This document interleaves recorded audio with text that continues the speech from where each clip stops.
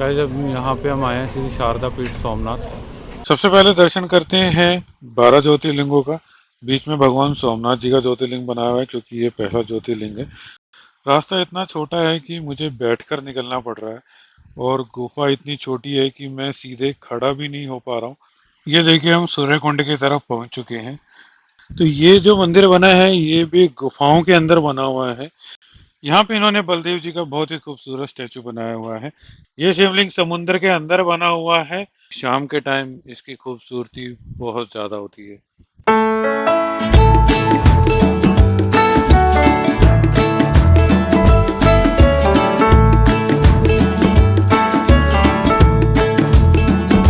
So you're in a hurry? Well, you better calm down.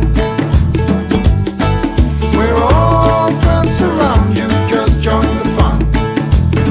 'Cause if you're in a hurry, you're missing the point.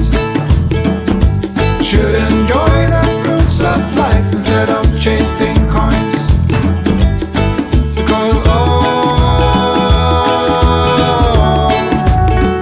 it's a beautiful day.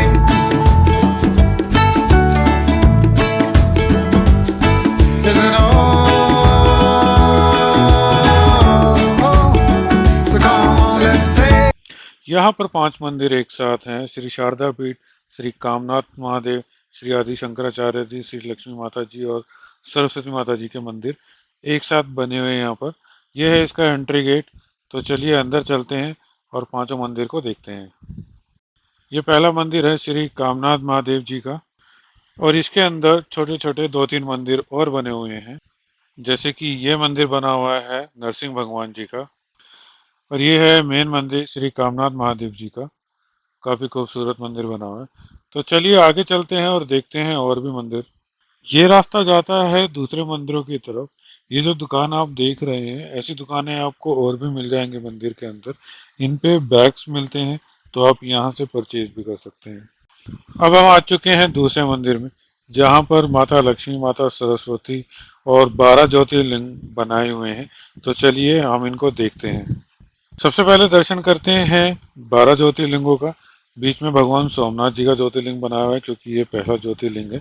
उसके चारों तरफ बाकी के ज्योतिर्लिंग बनाए हुए हैं। सबके नाम जो हैं उस पे लिखे हुए हैं और ज्योतिर्लिंग के सामने ही माता सरस्वती जी का मंदिर बनाया हुआ है। काफी खूबसूरत बनाया हुआ है।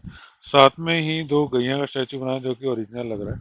ठीक उसके बगल में ही माता लक्ष्मी जी का मंदिर बनाया हुआ है। ये भी काफी खूबसूरत लग रहा है और यहीं से रास्ता जाता है गुफा का जहाँ पे श्री शंकराचार्य जी ने तपस्या की थी।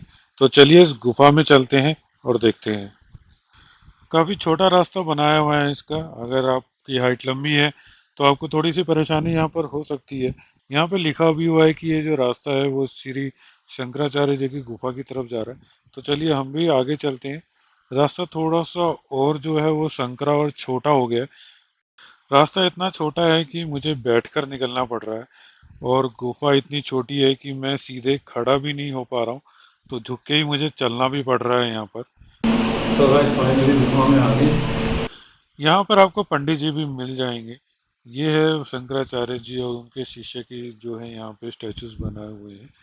जो पंडित जी हैं वो आपको इनके बारे में बता भी देंगे कि ये गुफा क्यों बनी थी और शंकराचार्य जी ने क्या यहाँ पे तपस्या की थी। वो मंत्रोच्चारण के साथ जो है आपको मौली का धागा भी बांध देंगे।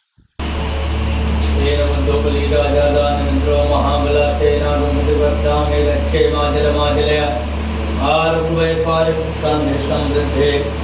ये आदि शंकराचार्य जी की तपोभूमि है जो हमारे सनातन धर्म के सबसे बड़े महात्मा हैं।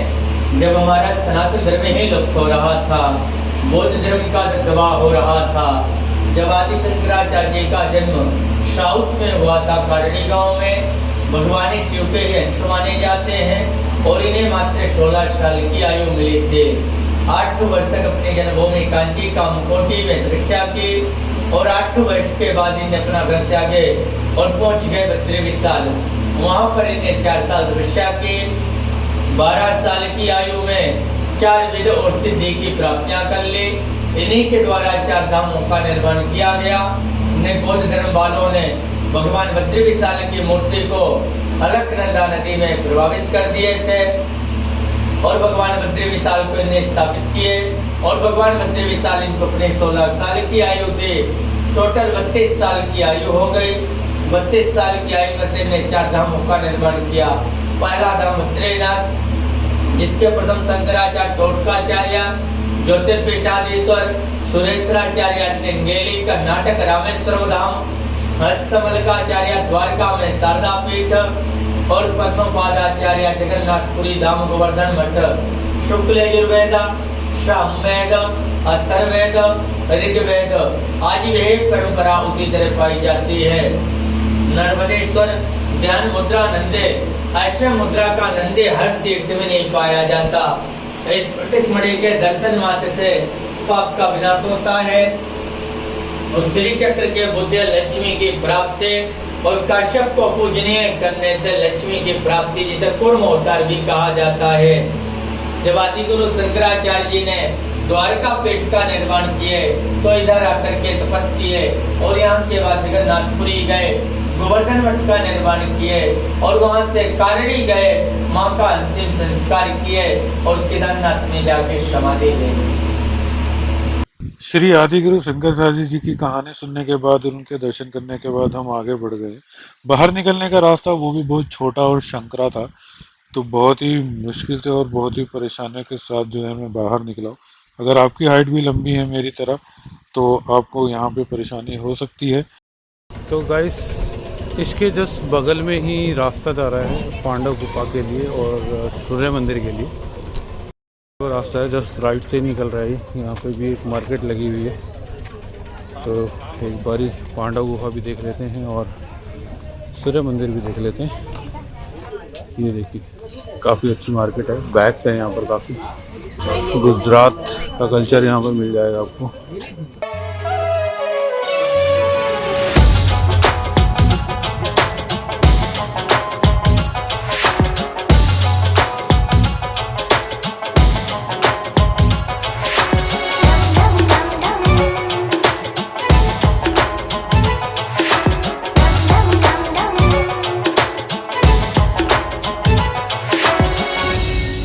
ये जो स्टेज आप सामने देख रहे हैं ये सीधी जा रही है सूर्य मंदिर और पांडव गुफा की तरफ। अब हम आ चुके हैं सूर्य मंदिर में। सूर्य मंदिर के बाहर भी आपको ये दुकानें मिल जाएगी जहाँ से आप माला खरीद सकते हैं, धूप बत्ती खरीद सकते हैं। तो मंदिर के अंदर चलते हैं और देखते हैं। मंदिर काफी खूबसूरत लग रहा है। सामने ही सूर्य भगवान जी का शेप बनाई हुई है और नीचे उनका स्टैचू रखा हुआ है। मंदिर देखने में काफी प्राचीन और खूबसूरत लग रहा है। यहाँ पर आप वीडियो और फोटो खींच सकते हैं, यहाँ पर कोई मना नहीं है। अब हम आ चुके हैं सूर्य कुंड में। ये जो रास्ता जा रहा है ये सीधे सूर्य कुंड की तरफ जा रहा है। तो चलिए नीचे चल के देखते हैं कि कैसा है ये देखिए, हम सूर्य कुंड की तरफ पहुंच चुके हैं। देखने में तो काफी गंदा पानी दिख रहा है इसके अंदर, लेकिन इसके अंदर मछलियां भी हैं। ये देखिए, ये मछली इसके अंदर तैर रही है और यहाँ पे टर्टल भी है, मतलब कछुआ भी इसके अंदर है। ये देखिए, ये कछुआ भी यहाँ पे आपको दिख जाएगा। बट वही है कि जहाँ इंसान पहुंच जाता है वहाँ गंदगी हो ही जाती है। तो यहाँ पे भी लोगों ने जो है अपने रैपर्स वगैरह फेंके हुए हैं, गंदगी यहाँ पे भी मचाई हुई है। और यहाँ सामने ही भगवान सूर्य जी की यहाँ पे प्रतिमा बनाई हुई है दीवार के ऊपर और नीचे छोटी सी मूर्ति रखी हुई। अब हम जा रहे हैं श्री हिंगलाज माता जी की गुफा की तरफ। तो ये रास्ता जा रहा है गुफा की तरफ और यहाँ पे भी जो है एक छोटी सी इन्होंने शॉप खोली हुई है। तो चलिए आगे चलते हैं। यहाँ पर इन्होंने बनाए हैं 5 पांडव। अभी 5 पांडव के जो है यहाँ पे स्टैचूज इन्होंने बनाए हुए हैं। इस गुफा के अंदर कैमरा अलाउड नहीं था, मोबाइल से भी वीडियोग्राफी अलाउड नहीं थी, तो मैं अंदर से आपको नहीं दिखा सका। तो चलिए आगे चलते हैं और देखते हैं कि और यहाँ पे क्या क्या देखने के लिए।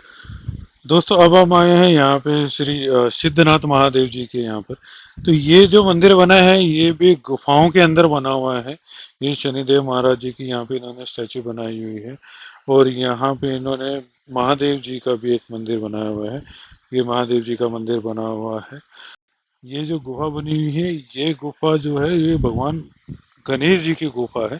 इसके अंदर चलते हैं और देखेंगे कि काफी प्राचीन गुफा है ये। और यहाँ पे सिर्फ भगवान गणेश जी की एक प्रतिमा रखी हुई है, इसके अलावा यहाँ पे और कुछ भी नहीं है, बस एक गुफा है। दोस्तों अब हम आए हैं श्री गोलक धाम तीर्थ। ये भी एक घूमने की जगह है। यहाँ पे तकरीबन 8 मंदिर एक साथ बनाए हुए हैं। ये सोमनाथ ट्रस्ट ने बनाए हैं लोगों के घूमने के लिए। इस बोर्ड के ऊपर सभी मंदिरों के नाम लिखे हैं और उनकी टाइमिंग भी लिखी है। ये जो ओपन है तीर्थ, ये सुबह 8 बजे से लेकर शाम 7 बजे तक ओपन रहता है। सबसे पहले हम आए हैं गीता मंदिर के अंदर। गीता मंदिर की खासियत ये है कि जो इसके पिलर्स हैं, इनके ऊपर गीता का उपदेश लिखा हुआ है। यहाँ जितने भी पिलर्स बनाए हुए हैं उन सभी पे गीता का उपदेश लिखा हुआ है। यहाँ पे व्हाइट कलर की बहुत ही खूबसूरत भगवान श्री कृष्ण की प्रतिमा बनाई हुई है, क्योंकि ये गीता मंदिर है और गीता का उपदेश भगवान श्री कृष्ण ने दिया था, तो इसीलिए इनकी एक खूबसूरत यहाँ पे इन्होंने प्रतिमा बनाई हुई है। तो गीता मंदिर से निकलने के बाद अब सीधे जा रहे हैं हम लोग बलदेव जी की गुफा के अंदर। यहाँ पे इन्होंने बलदेव जी का बहुत ही खूबसूरत स्टैचू बनाया हुआ है।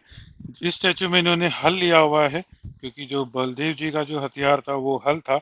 और इनके पीछे शेषनाग बनाए हुए हैं, क्योंकि जो बलदेव जी थे वो शेषनाग के अवतार थे, तो यहाँ पे उनका पूरा चित्रण किया हुआ है। यहाँ पर इन्होंने शेषनाग जी बनाए हुए हैं, क्योंकि वो शेषनाग जी के अवतार थे, जैसा मैंने बताया। चरण पादुका भी बनाई हुई है, एक छोटा सा शिवलिंग यहाँ पे बनाया हुआ है। इस गुफा के अंदर इतना ही है, तो चलिए बाहर चलते हैं और देखते हैं कि और क्या क्या है यहाँ पर। अब हम लोग आए हैं श्री लक्ष्मी नारायण मंदिर के अंदर। लक्ष्मी माता और भगवान विष्णु की बहुत ही खूबसूरत प्रतिमा यहाँ पर बनाई हुई है। और इस मंदिर के अंदर भगवान विष्णु के जितने भी अवतार अभी तक हुए हैं उन सभी को यहाँ पे दीवारों पे दिखाया हुआ है। और ये मंदिर है श्री काशी विश्वनाथ महादेव जी का। इनके दर्शन करने के बाद हम अब आगे बढ़ते हैं। अब हम लोग आए हैं श्री ओमकारेश्वर महादेव जी के मंदिर में।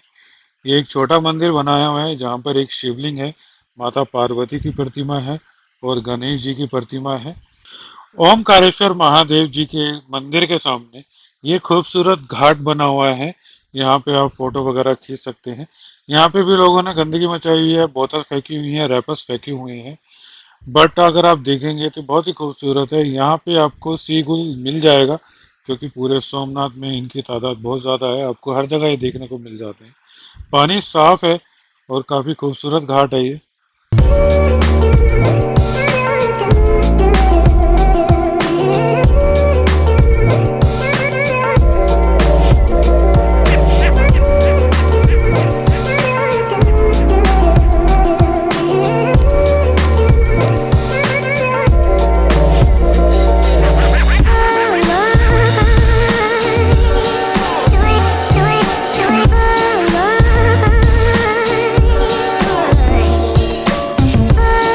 दोस्तों हम लोग जा रहे हैं अब बाणगंगा शिवलिंग।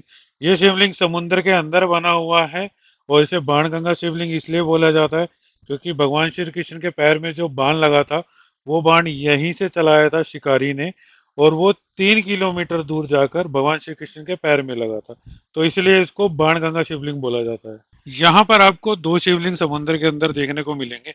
एक तो ये है जो आप सामने देख रहे हो, एक इससे आगे है जो कि बाणगंगा शिवलिंग है। हम लोग पहुंच चुके हैं बाणगंगा शिवलिंग। सामने आप देख रहे हो समुद्र है और समुद्र के अंदर शिवलिंग बना हुआ है। यहाँ पर आते हैं लोग, पूजा अर्चना करते हैं। आप देख सकते हैं लोग वहां पर पूजा कर रहे हैं, तो आप भी आकर इस शिवलिंग पे पूजा कर सकते हैं। ये देखिए शिवलिंग कितना सुंदर दिख रहा है। जो लहरें हैं वो आकर शिवलिंग से टकरा रही है और कितना खूबसूरत नजारा है ये।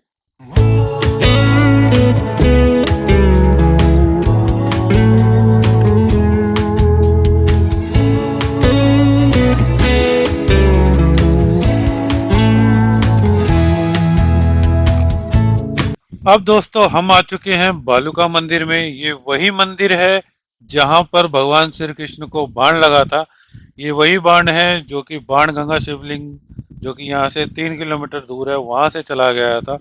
और यहाँ पे भगवान श्री कृष्ण पीपल के पेड़ के नीचे बैठे हुए थे, तो उनको सीधे आके ये बाण लगा था। और ये जो बोर्ड लगा है यहाँ पे पूरी कहानी बताई हुई है। आप लोग वीडियो को पॉज कर कर इसको पढ़ सकते हैं। अब हम लोग मंदिर के अंदर आ चुके हैं और मंदिर के अंदर भगवान श्री कृष्ण की बहुत ही खूबसूरत प्रतिमा बनाई हुई है। ये प्रतिमा जो है वो उसी पोजीशन में बैठी हुई है जिस पोजीशन में उनको बाण लगा था, और ठीक इसके बगल में ही एक पेड़ है। ये वही पीपल का पेड़ है जिसके नीचे भगवान श्री कृष्ण बैठे थे। दोस्तों, अब हम आए हैं लक्ष्मी नारायण मंदिर में। ये भगवान विष्णु का मंदिर है और ये भी एक प्राचीन मंदिर है। मंदिर के अंदर भगवान विष्णु की व्हाइट कलर की बहुत ही खूबसूरत प्रतिमा रखी हुई है। दोस्तों, अब हम आए हैं एक पब्लिक बीच पे। यह मंदिर के बिल्कुल पास में है और बोर्ड पे जो 3 एक्टिविटी आप देख रहे हो, बाइनिकल, सिंगल साइकिलिंग और कपल साइकिलिंग, इसके अलावा भी यहाँ पे एक्टिविटीज मिल जाती हैं जैसे कैमल राइड, हॉर्स राइडिंग, और इसके अलावा भी वाटर एक्टिविटी आपको 2-3 वहाँ पे मिल जाएंगी। और बीच का टिकट सिर्फ 5 रुपए का है। तो दोस्तों, हम लोग अब बीच पर आ चुके हैं। सामने ही हमारे बीच है और बीच के ऊपर भगवान हनुमान जी का एक बहुत बड़ा स्टैचू बना हुआ है जो कि बहुत ही खूबसूरत लग रहा है।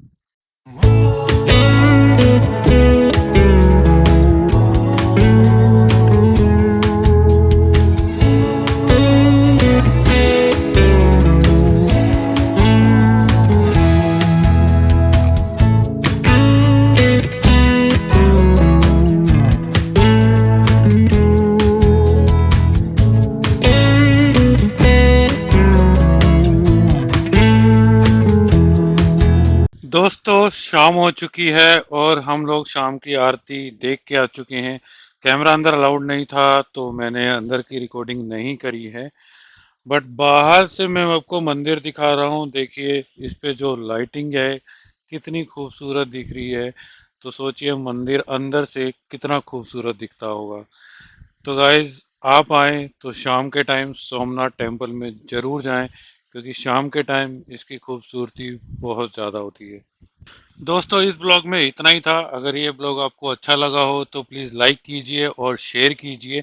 इससे पहले मैं शासनगिर घूम के आया था, तो आई बटन पे क्लिक करके आप शासनगिर की वीडियो देख सकते हैं।